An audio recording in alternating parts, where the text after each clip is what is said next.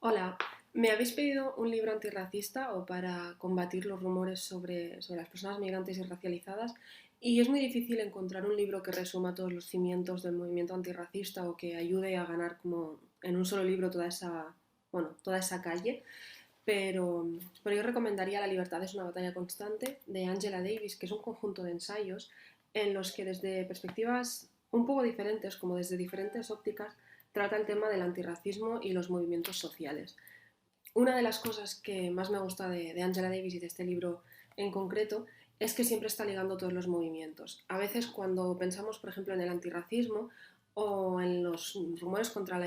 rumores que se difunden en contra la inmigración, pensamos en ese grupo concreto. Pero cuando estamos hablando de sociedades justas y sociedades en las que no hay discriminación, que es hacia donde muchos queremos ir,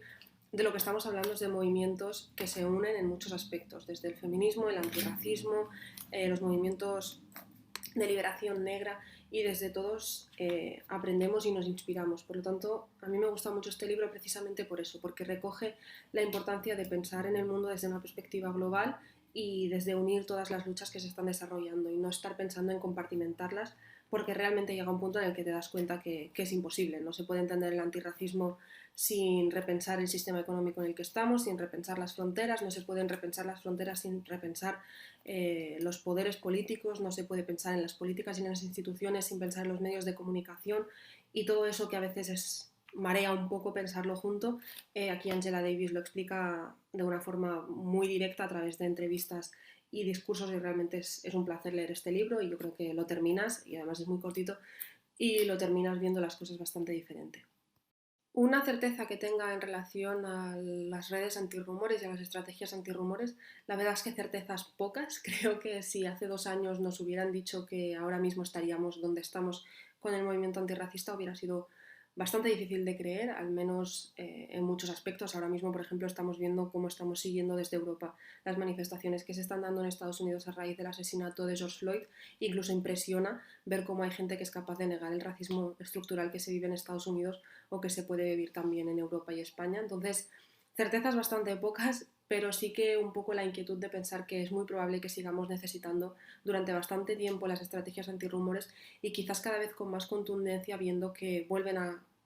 utilizarse los datos para atacar a ciertos colectivos o incluso falsificarse los datos y las perspectivas para atacar a algunos colectivos. Por lo tanto, los antirrumores ya no consistirá solo en desmentir rumores más superficiales, sino en realmente en poder crear una visión crítica por parte de la sociedad para que esos rumores que no controlamos tanto, las personas que los reciban puedan analizarlos desde otra perspectiva. Lucía comentaba en el vídeo anterior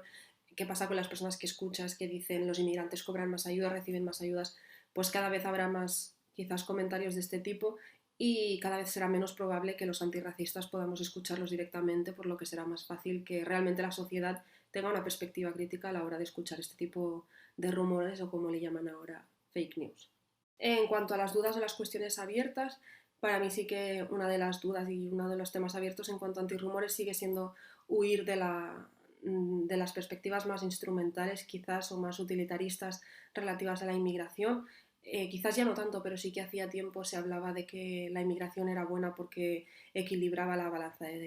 porque equilibraba el gasto en pensiones, porque la aportación a la seguridad social por parte de los inmigrantes trabajadores era muy alta, porque la aportación en sectores que estaban precarizados se daba principalmente por parte de colectivos migrantes o racializados, y eso no dejaba de situarnos en una perspectiva que es muy utilitarista y en la que no estamos pensando en la perspectiva de justicia global, y casi que me atrevo a decir que quizás ni siquiera estamos pensando en esas personas como humanas y como personas que realmente merecen dignidad también a nivel laboral y social, sino que simplemente estábamos utilizando algunos argumentos que se centraban en hablar de su aportación o no a la sociedad. Yo creo que tenemos que superar esa fase en la que hablamos de la aportación o no a la sociedad y empezar a hablar de derechos civiles, derechos sociales y derechos humanos. Y en cuanto a personas referentes, yo creo que una de las personas referentes a día de hoy a nivel de rumores, desmentir bulos y comunicar desde una perspectiva antirracista y antifascista, no solo no racista, diversa, igualitaria, que está muy bien, pero que no es suficiente, sino